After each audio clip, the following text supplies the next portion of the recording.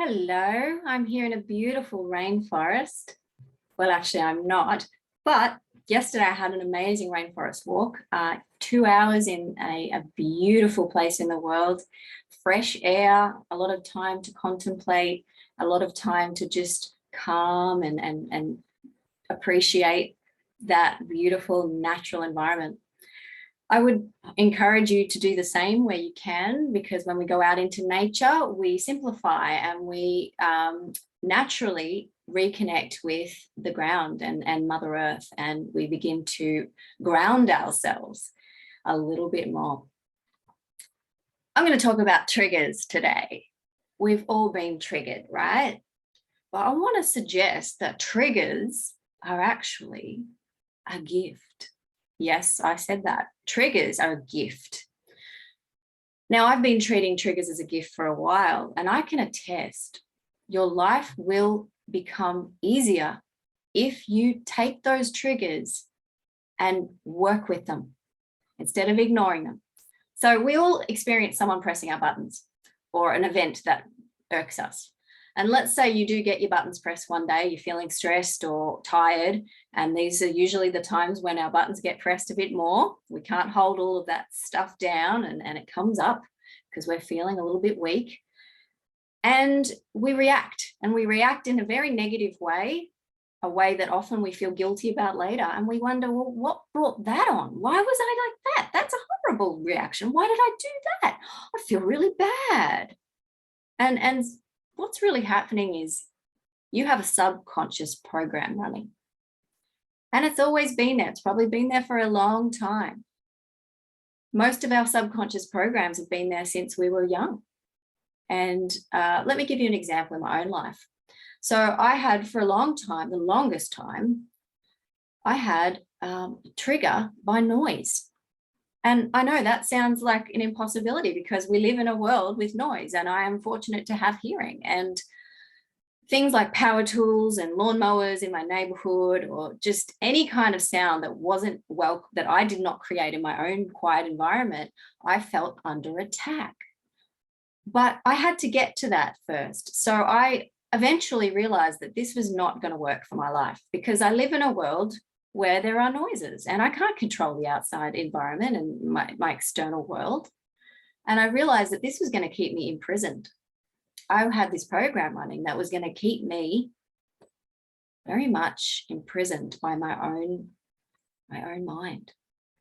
So what I had to do was, when I was particularly feeling triggered one day, I decided that I would go into that feeling. And it was uncomfortable because I really had avoided feeling this for a very long time. And my initial reaction had always been anger, rage.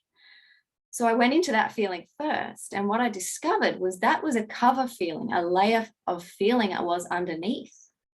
And that feeling underneath was actually feeling insecure. I felt under attack.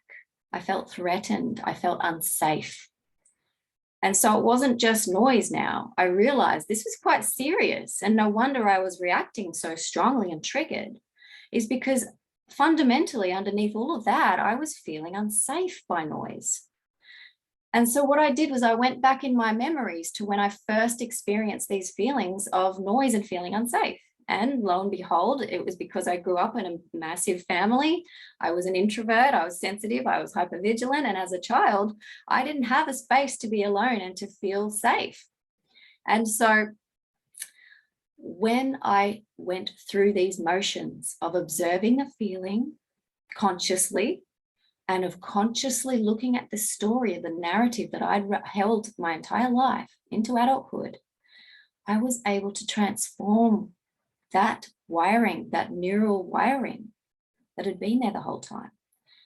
You cannot have the same neural pathways, the same old thinking habit, pattern, trigger, if you look at it and you reframe it and you prove that it's not true.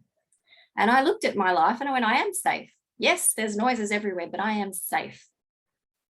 And the moment you rationalize with your logical mind as an adult, looking down and going, okay, I have been holding on to a limiting belief about my safety, and it was neurally connected to noise. So you disseminate the program. It can no longer be the same. It's transformed by the light. And if you look at some of my other videos about shadow work, this is shadow work.